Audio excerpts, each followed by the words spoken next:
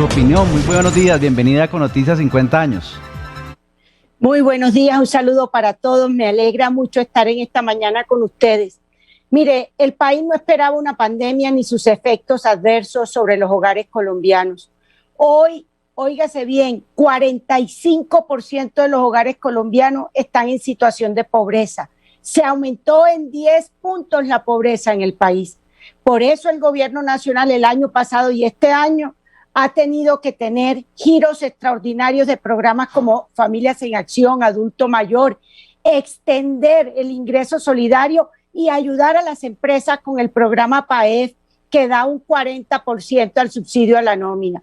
Es el momento de una solidaridad. Por supuesto que a nadie le gusta que le pongan impuestos, ni por supuesto que a nadie le gusta que le cambien reglas, pero la realidad del país como la del mundo está llevando a que si no ayudamos en esta transición a los jóvenes que tienen un desempleo superior al 22%, a las mujeres que tienen un desempleo superior al 20%, pues les digo sinceramente que es ser insensible y no ser solidario cuando aquí hay personas como los funcionarios públicos que no hemos visto afectado nuestro ingreso o como aquellos que tienen altos salarios que podemos ser solidarios en un momento de dificultad. Jorge Luis Londoño, muy buenos días. ¿Y esa solidaridad debe impactar a todos los colombianos o solo a los más pudientes?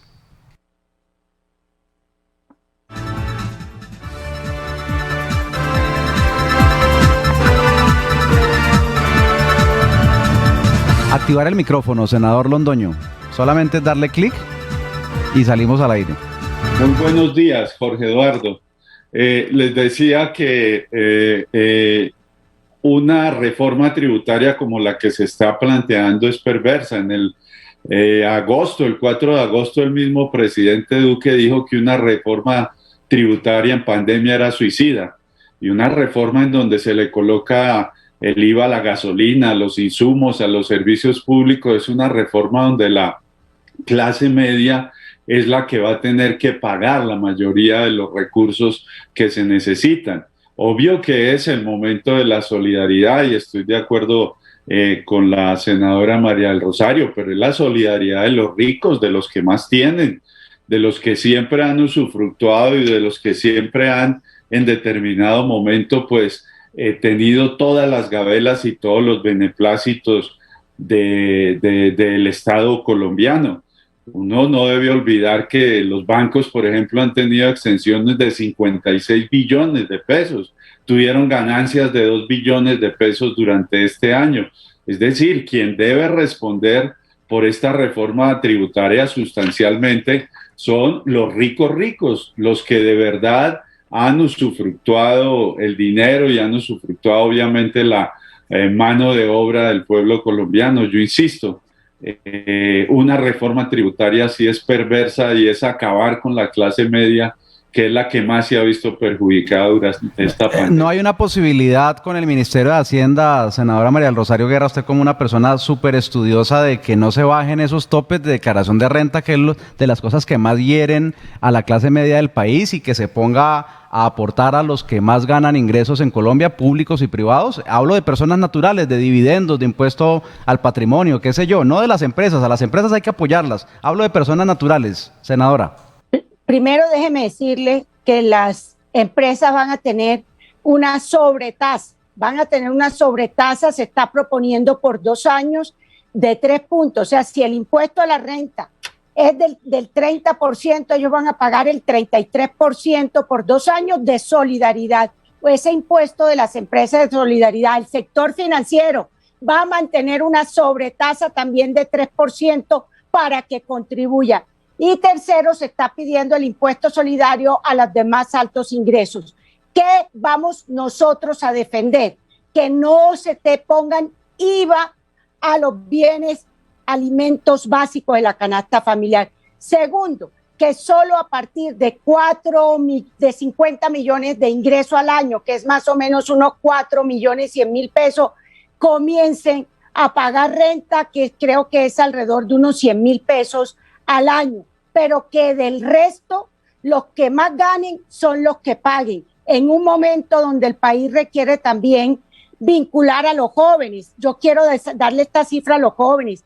Este proyecto de ley está proponiendo que aquellas empresas que vinculen jóvenes menores de 28 años y hasta por 5 años el Estado va a asumir el costo de los parafiscales, igual a los que vinculen a las mujeres mayores de 40 años, a personas en situación de discapacidad y aprendices del SENA. Porque aquí estoy de acuerdo que hay que corregir algunas de las propuestas que están en el proyecto, pero también hay que tratar de apoyar aquello que beneficien precisamente a esos jóvenes. Por eso nosotros también estamos diciendo que no vamos a apoyar IVA sobre servicios públicos, que a la hora de la verdad, hoy lo que está diciéndose es que hay una, óigase bien, una contribución que pagamos los estratos 4, 5 y 6 del 20% para subsidiar a los estratos 1, 2 y 3. Entonces, lo que se estaba era quitando esa contribución y pasando un IVA del 19%. Lo que decimos es, no dejen los temas como están y focalicémonos en que los que más ganan, los que mejor les ha ido, sean los que contribuyan y apoyar la generación de empleo de jóvenes, mujeres, personas en discapacidad. Creo que con eso todos estamos de acuerdo, doctor Jorge Eduardo Londoño. Sin embargo, hay algunos que dicen que ese impuesto solidario para los más ricos no debió ser transitorio, debería ser permanente. ¿Usted qué opina?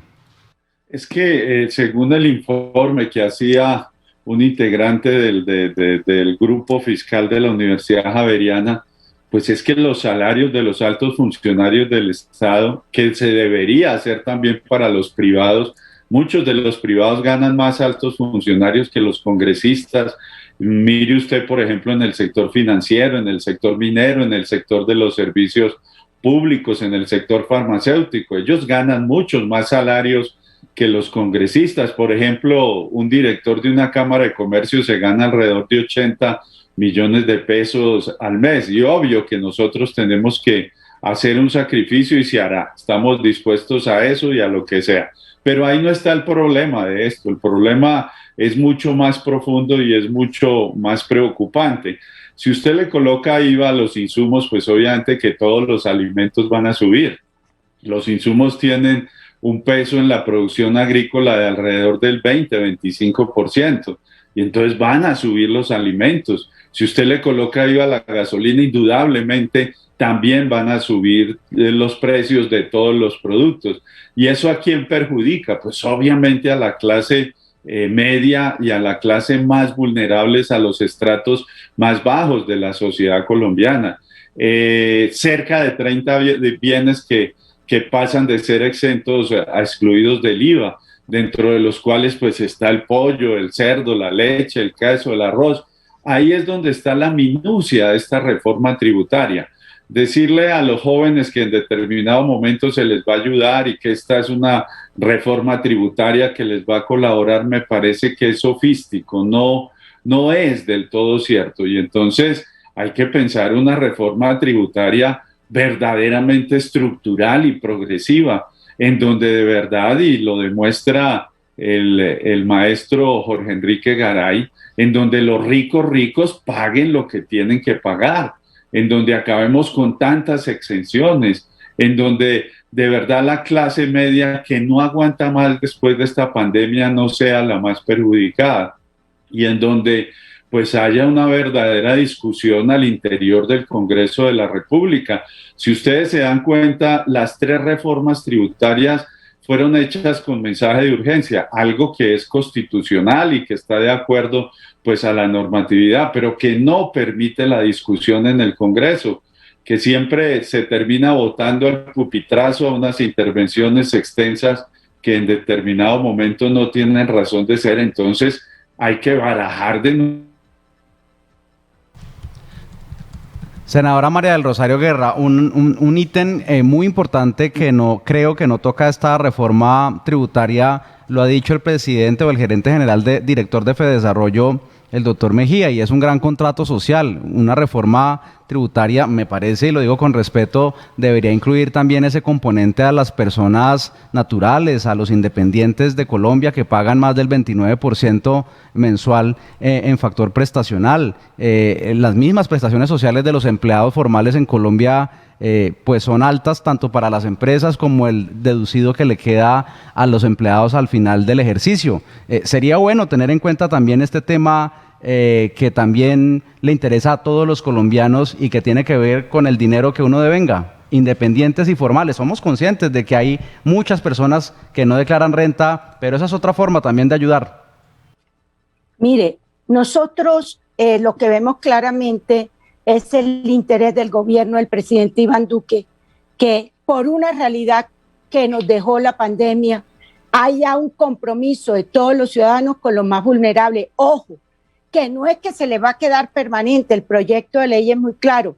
Lo que se busca es que las personas que hoy tienen estos programas sociales, en la medida que mejoren sus condiciones de vida, salgan, y esto debe ir acompasado del acompañamiento, oportunidades laborales, etcétera.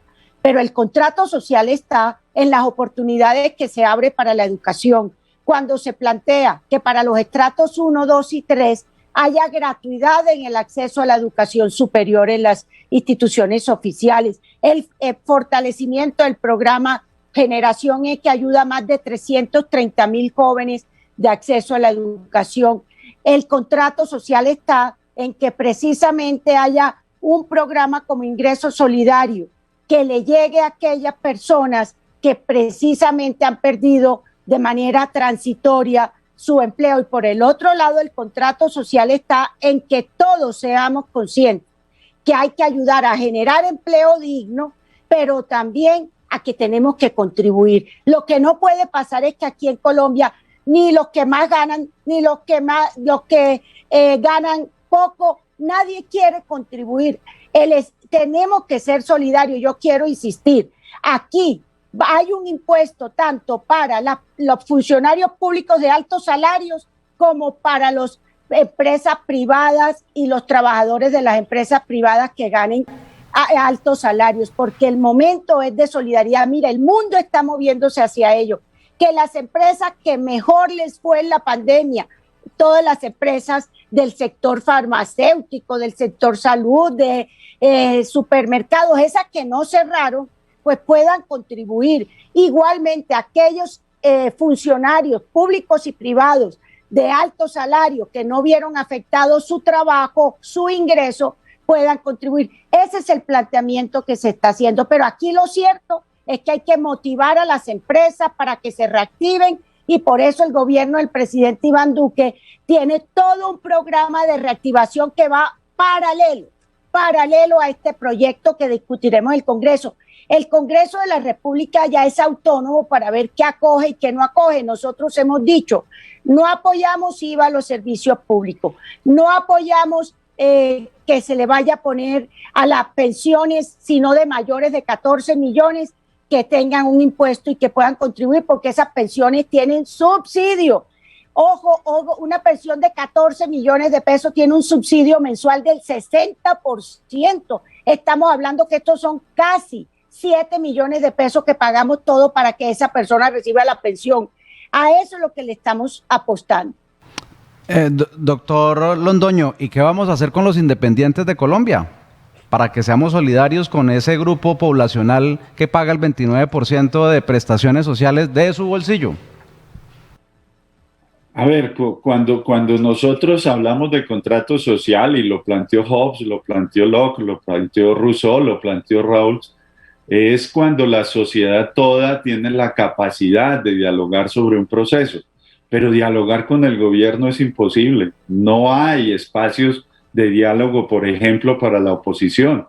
Yo personalmente le pedí al viceministro de Hacienda que conversáramos sobre los impuestos verdes, que es una de las inquietudes que tenemos, y no fue posible. Es decir, ahí no hay diálogo social porque se dialoga yo con yo, y entonces eso no es un diálogo, eso es un monólogo. Por eso entonces, pues en este momento no existe legitimidad ni existe la posibilidad de que una reforma como esta tenga algo que es fundamental, que es una aceptación. Obvio, a nadie le gusta la reforma tributaria, muchos y muy pocos quieren pagar impuestos, pero debe solidarizarse y debe divulgarse mucho más. Ya esta mañana escuchábamos en noticias cómo ni siquiera los integrantes y que han hecho parte del gobierno, así sea de manera independiente, como el Partido Liberal y como Cambio Radical no apoyan la reforma. Y es por eso, es porque no es una reforma que tenga en cuenta las necesidades de las clases más vulnerables. Yo insisto, colocarle el IVA a los insumos, a la gasolina. Miren, la clase campesina, que es una clase independiente, es la que más perjudicada se ha visto durante esta pandemia y es la que más ha contribuido para que nuestro Estado colombiano, para que el pueblo no haya tenido una hambruna, y son los más olvidados. Y entonces, además de eso, les vamos a subir los insumos, entre otras cosas, insumos que tienen un monopolio con unos precios exorbitantes, porque el gobierno, a pesar de que tiene la posibilidad a través de una ley del 80 de regular los precios de los insumos, no lo ha hecho. Y entonces, ¿ustedes creen que así haya gratuidad para la educación, que haya algunas gabelas? Pues si la gente no va a tener con qué comprar los productos alimenticios, ni va a tener con qué alimentarse bien, pues de nada sirven esas prerrogativas que se expresan. Entonces, un diálogo social, insisto, es un diálogo de puertas abiertas en donde se escuchen a todas las partes, no donde se imponga el concepto y el querer de la clase gobernante, que muchas veces se equivocan. No es ni este gobierno, sino muchos gobiernos.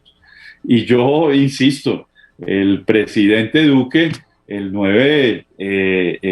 4 de agosto del 2020, ojalá ustedes escucharan esa grabación, decía de una forma enfática: una reforma tributaria en pandemia es suicida.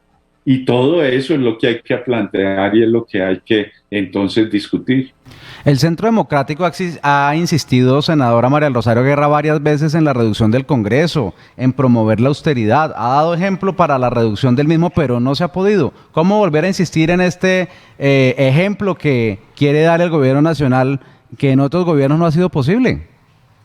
Mire, hemos radicado en 3 oportunidades el congelamiento y reducción de los salarios de los congresistas. El Congreso no lo ha aprobado. Hemos radicado la reducción del 30% del tamaño del Congreso, tampoco. El gobierno nacional está trabajando para que se les den unas facultades, porque solo por vía de facultades o por el Congreso o por un referendo podemos reducir el tamaño del Estado. No, yo sí creo que hay que hacer austeridad y hay que reducir entidades y hay que en este momento pensar cómo los gastos generales se reducen. Pero yo solo les quiero dejar la última reflexión. Puede que no haya reforma tributaria, pero también tenemos que ser conscientes. No haber reforma tributaria con 90 billones de pesos de déficit significa que tenemos que cortar muchos programas y la inversión pública. Y tercero, con dolor en el alma tengo que decirlo, el gran riesgo de estabilidad macroeconómica del país. Colombia, para poder atender la pandemia, tiene una deuda cercana del gobierno nacional central del 62% del Producto Interno Bruto. Esto es, de cada 100 pesos que produce el país, debemos 62 pesos. Entonces, si aquí no damos una muestra de que vamos a tener, a pesar de las dificultades de la pandemia, un manejo no solo de austeridad, sino donde podemos tener unos mayores ingresos, tristemente ponemos en riesgo la estabilidad. Entonces, desde ya nos toca prepararnos a que cortemos los programas sociales. Y esas voces que hoy se ponen más a decir, ay, pero ¿cómo los van a cortar? ¿Cómo van a dejar a la gente sin educación? ¿Cómo van a dejar a la gente sin familias en acción? Señores, estamos en una encrucijada muy difícil. Sabemos que no es fácil pedirle a las personas que aporten mayores ingresos a través de impuestos, pero lo que está en riesgo es el bienestar de un grupo de población que es casi el 45% que está en pobreza y la estabilidad de mediano plazo de las finanzas del Estado.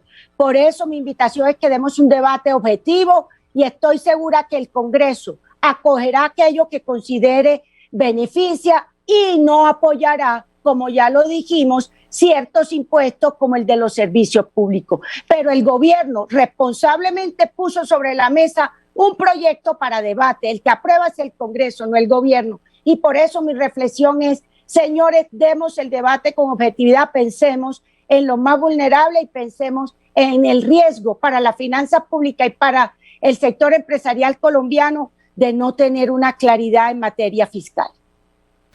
Senadora María del Rosario Guerra, muchas gracias por estar con nosotros hoy en Econoticias y también contar que ustedes hacen parte precisamente de esas comisiones económicas del Senado de la República que van a debatir de primera mano estas iniciativas. A ustedes por la invitación, mil gracias. Un saludo al senador Londoño por ser parte de este debate. Senador Jorge Eduardo Londoño, muchas gracias por estar con nosotros, muy amable y bueno, qué debate con altura.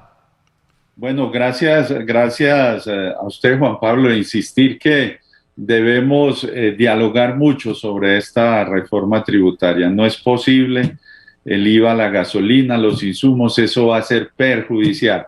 Y mire, una reflexión final. Hay un politólogo, Reinta Guepera, que plantea que el número de escaños de los congresos de un parlamento se aproxima a la raíz cúbica de la población, y eso es lo que más o menos se aplica en la dogmática mundial. Si eso es así, Colombia no tiene un congreso demasiado grande. Nos correspondería alrededor de 365 parlamentarios y Colombia tiene 280. El problema no está en la cantidad de congresistas. El problema es mucho más profundo y el problema va más allá. ¿Cuáles son los congresistas que elige el pueblo colombiano? Ahí es donde está la gran pregunta. Y bueno, es una invitación entonces a enterarnos de todo lo que pasa en el país y a tener siempre conciencia para votar bien. A ustedes muchas gracias y un saludo a la senadora María del Rosario, de verdad, un abrazo fraternal.